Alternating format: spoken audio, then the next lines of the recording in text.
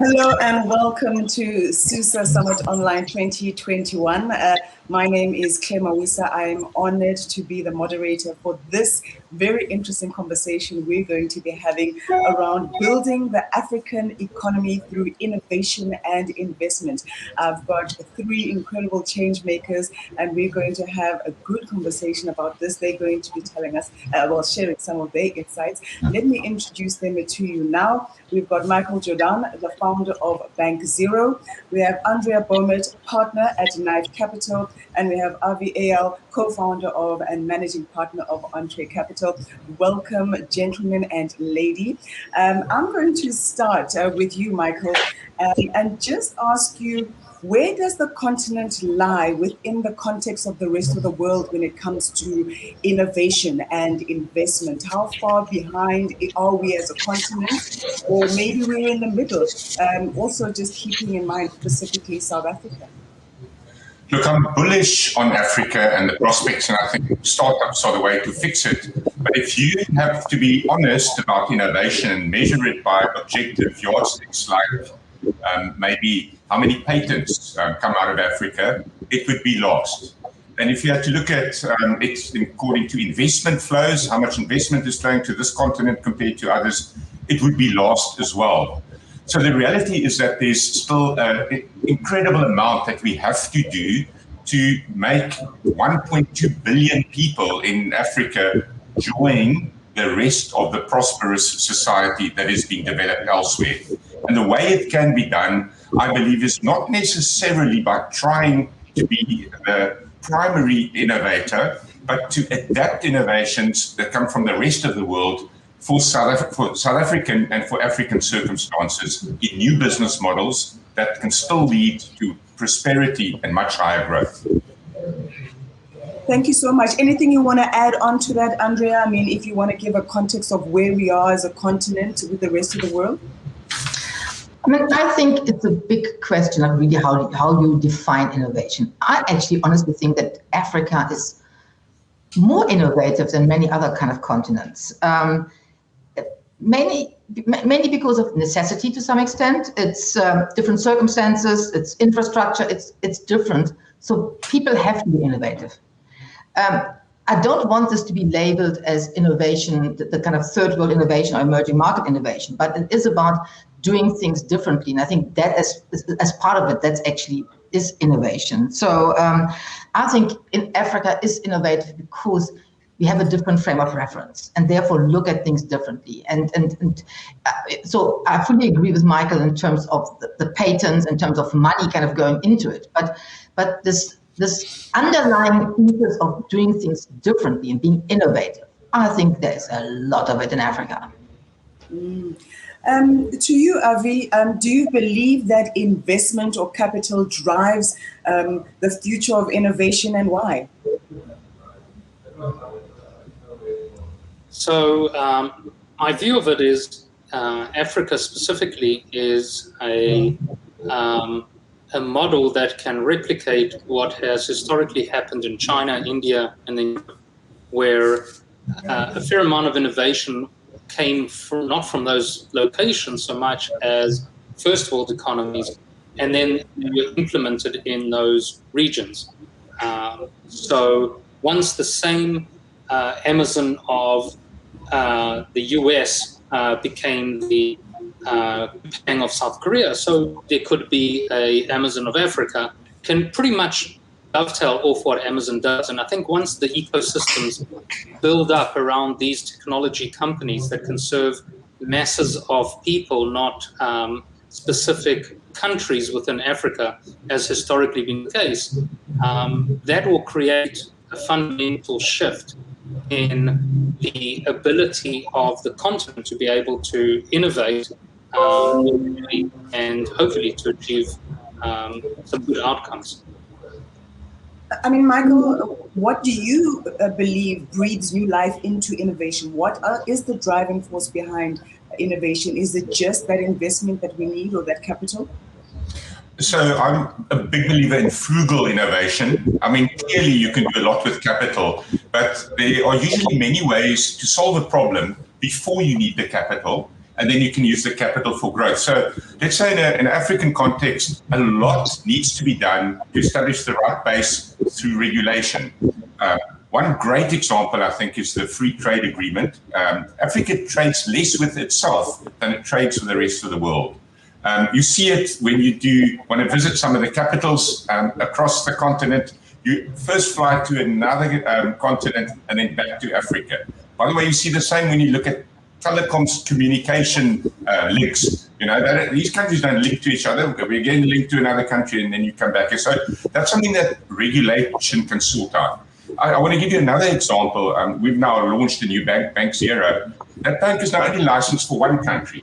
Now, if you want to go across the continent, you've got to get a license in every single other country. That's a regulatory constraint to innovation. I mean, we'd love to bring free banking, not just to South Africans, but the whole of Africa, but we prevent it from doing so by regulation, not by a lack of capital. Final example, in India, there's a standardized database that all banks can use when they sign you on as a customer. So it makes it a lot easier to join a new bank or to switch a bank. You don't need all the paperwork that you typically require. And that was a regulatory enablement that made it much easier to not only switch a bank, but also a telecommunications provider. So I'm actually arguing to say that the first thing we need isn't as much capital as it is that Africa needs a regulatory framework that supports business and supports innovation. Andrea, do you believe that even during this tough time of the pandemic and the lockdowns that we've had to resort to being innovative to continue doing what we need to do? I think everybody had to. I mean, for me, the pandemic is actually an interesting one because there's a part of me that says it leveled the playing field. I mean, now, for example, so in the past, you know, we're sitting here in Africa and we are sometimes far removed from other markets. Now, all of a sudden, everybody was hiding, or no, had to go and sit behind the computers. So therefore, we leveled the playing fields. I think there were so many things that I think that traditional business models changed.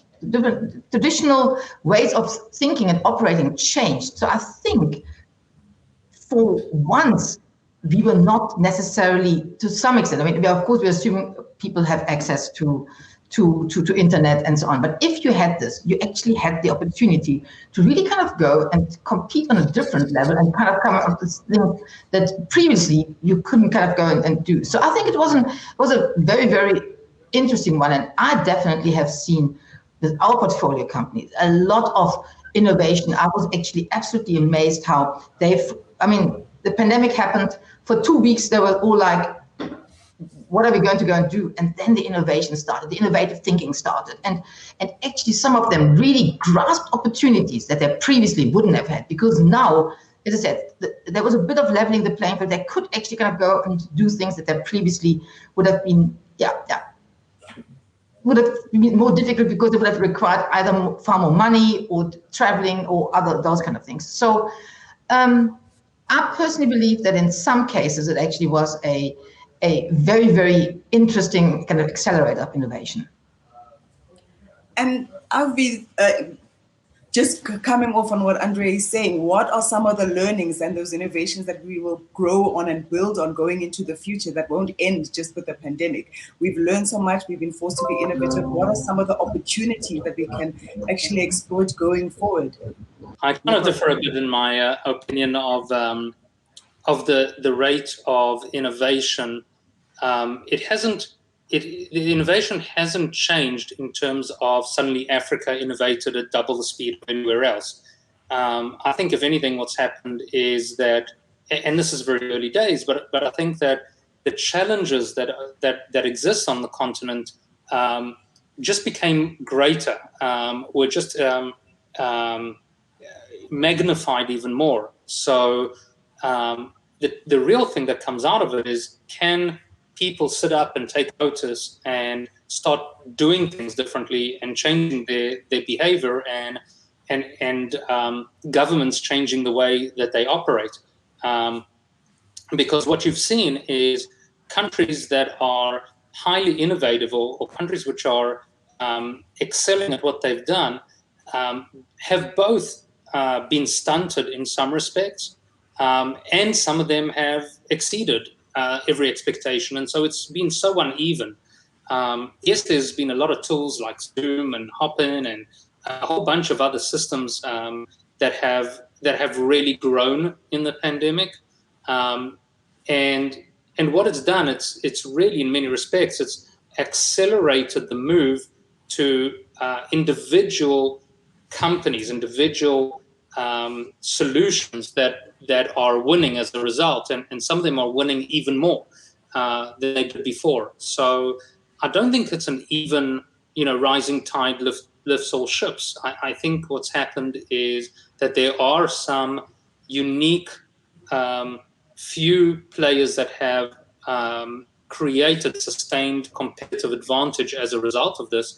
And so as e-commerce and things like that are taking a step change forward, even though they're a small portion of all commerce that takes place still, I think there's no looking back in certain of those solutions. But I think the folks who are getting left behind are getting left behind at a greater rate. And that's a real challenge. And in Africa, unfortunately, it is a big challenge. So for me, it's more of warning bells for the folks who get left behind. And the winners are becoming fewer. So there's more wealth and more concentration of successes. And so the middle will muddle along and will do generally okay and be fine, but there's we're at risk of another lost generation. I hope I'm in the middle of it. You just said we're in the middle, so I hope at least I'm in the middle. I'm not being left behind. How do we then bring those people that are left behind up to speed? What are those challenges? Why are they being left behind? I think we can't ignore that. I think a lot of people already feel like, wow, in Africa, maybe we are being left behind when we compare ourselves to the rest of the world. But even within Africa, on African terms and standards and levels, there are still people that are quite far down there that haven't caught up. So what would you say then are those challenges that we need to address, maybe focus on to make sure we don't have too many lagging behind? So I'm not sure that there is a solution. What I can say is education is a fundamental must.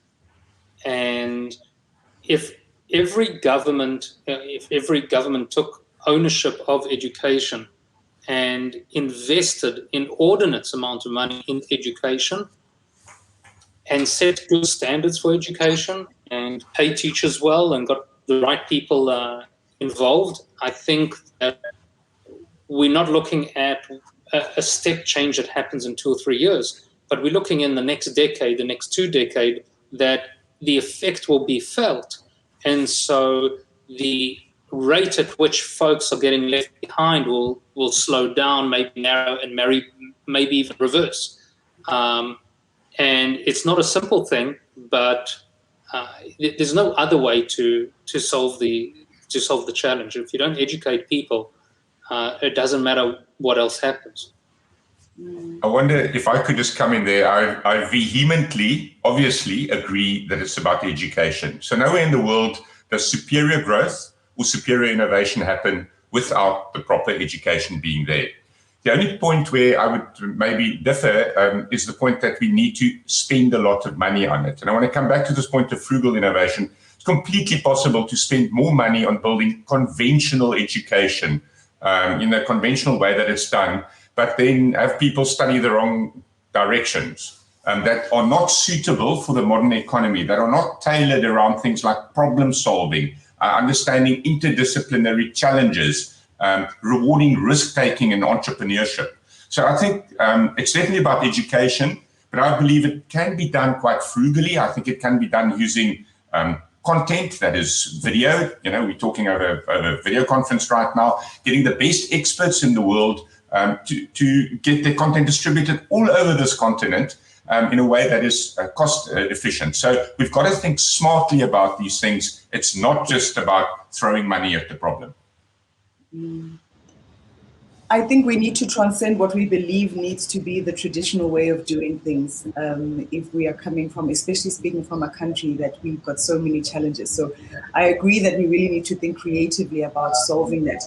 Andrea, do you have perhaps examples? I mean, Avi and Michael have mentioned one or two, but do you have examples of countries who have successfully used, that basically have succeeded in building their economies through innovation and through investment? What countries can we look to that have done really great things, and we can be like, wow, we can take maybe a feather out of their cap?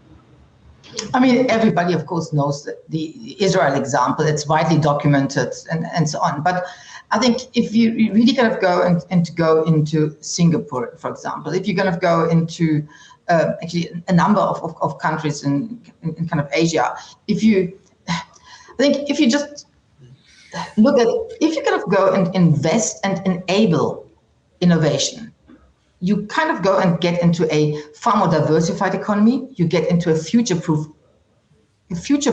economy, and you're going to go and start changing mindset. I think and I think you need to kind of go, and I think that's what we've always seen. People had to kind of go and not think to some extent from election to election, but actually take a long-term view and saying what is needed and what are the bold decisions that we need to kind of go and make today that might only kind of go and start showing an impact in 10 years, in 20 years time. Education, of course, is absolutely critical there, but there's a lot of investment. There's a lot of decision to kind of go and say, well, let's invest in a technology that might not immediately kind of go and create employment, for example, that has a bit of a long-term kind of horizon. And I think these decisions need to be made. And those countries that actually made those, they're definitely going to go and start seeing the results 10, 15 years down the line. I mean, for example, I think Ireland is another one of those where all of a sudden they kind of decided, well, we want to kind of go and attract a certain industry. We are going to go and really incentivize. We are educating people. We are making sure that our universities really offer those kind of subjects, and they're seeing the results. So I believe that it's countries who made some bit more medium to long-term decisions and knew that they might have short-term implications that are not always favorable, not always kind of liked, but they did it, and it's absolutely paying off. Avi, I know you did mention China earlier. Are there any other examples that you could think of countries that have successfully used innovation to build their economies?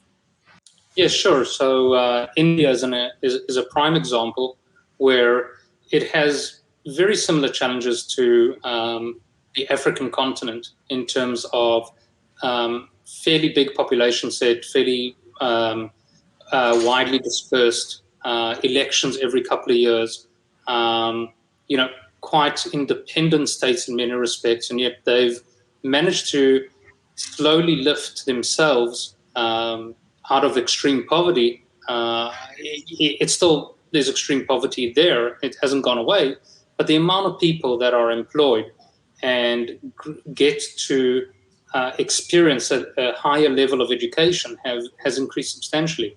I would dare say that another example of that is Nigeria, actually, where for the first time in many years, we're seeing really well-educated folks come out of the schooling system. And whilst there is massive poverty and there is a difficult regulatory regime and difficult governance challenges and things like that, Nigeria is finally punching in from a technology perspective much higher than it has historically. We've invested in a number of businesses there, like Mono, Kuda, Cassava. There are plenty of examples of young entrepreneurs who are already becoming are building great franchises and taking a page from more modern economies or more westernized economies and implementing it in Nigeria and in the places around Nigeria. But it takes people with courage and the will to succeed to do that, both from our leaders and also youngsters. Now, this next question is for all three of you, and I'll start with you, Michael. I mean, how can we make South Africa and Africa more appealing for investors? We've experienced some challenges in just our recent history. What needs to happen for us to attract that investment we so desperately need? So investors invest when they see growth and when they expect more growth to happen. And the interesting thing about growth is not magic. It's actually something that has been proven all over the world that if you make the right decisions, growth happens. Sometimes they're brave decisions, but they're not unique things that you have to reinvent. You know, they're basic things like respecting property rights, for example, or having policies that show that there's going to be sustainability, that, you know, when you invest, you can also take dividends out the country, and so on and so on. So growth is a simple choice. And if you make these hard decisions, growth does happen. I mean, that's what happens all over the world, is where countries actually do the right things, growth eventually happens. That's the wonderful thing about markets. That then creates confidence, and confidence is the cheapest form of getting people to invest. Of course, there are a whole lot of other things, like we spoke about investing in education, investing in the right type of infrastructure. That's not just physical, it's also your commercial type of infrastructure. But the wonderful thing is, Africa has all these role models all over the world that we can just copy. We don't need to reinvent it. I want to come back to this free trade agreement. I think that's potentially huge. This could increase, if properly implemented, GDP of the continent by 15%, like that. It's very tough to grow like 15% as any individual country, but we could create that for the whole continent if implemented fully. The next thing, I think, is for the whole continent to explain to the world that we don't need aid. We need to trade with the world, yes, and many of the barriers, let's say in Europe, we're very good at agriculture, for example, in Africa. We're struggling to trade with the rest of the world. They still want to give us aid, and it often comes conditional, etc. And then finally, there's some policies that will make growth easy in the countries. I'm particularly involved in a company called RAIN. It's a data network. We're trying to make data unlimited. Data is the lifeblood of the future. If you are not connected to ample, cheap, abundant data, you're relegated to being part of the third world. But the moment you're connected to the internet, you're part of the first world. You can get online education, online health. You can become a digital worker. So every single country and whole continent really need to make it their priority that we're not so underserved, that people get access to digitization in a way that they can afford it.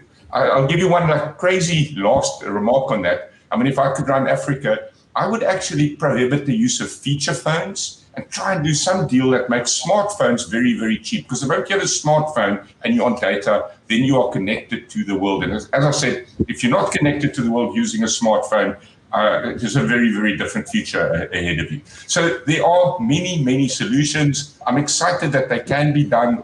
While governments take their time of doing it, I think there's a role for entrepreneurs to see these problems and solve in front of them, solve it in a way that's sustainable, and make a profit out of also doing some good in the world.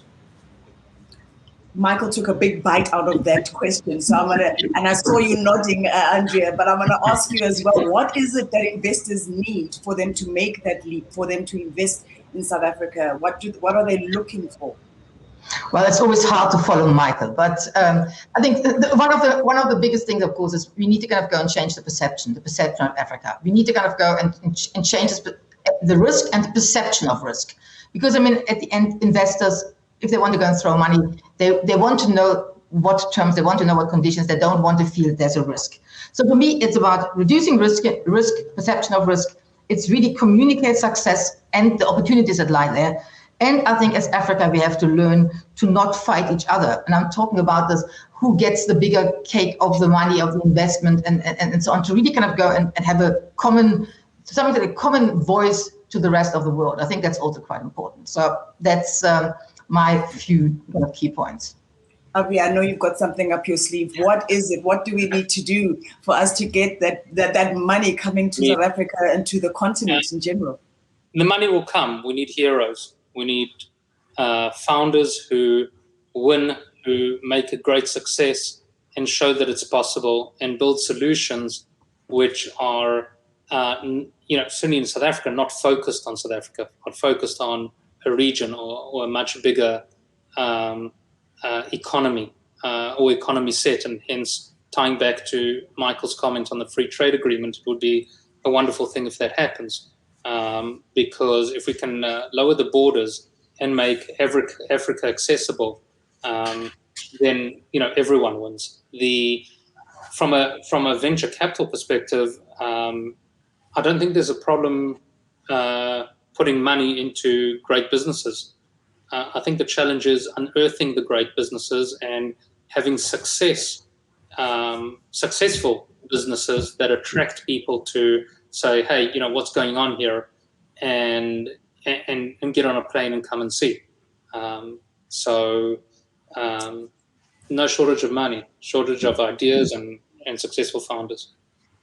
Thank you so much, my three heroes, Michael, Andrea, Avi, talking building the African economy through innovation and investment. Thank you so much for sharing your insights on this panel.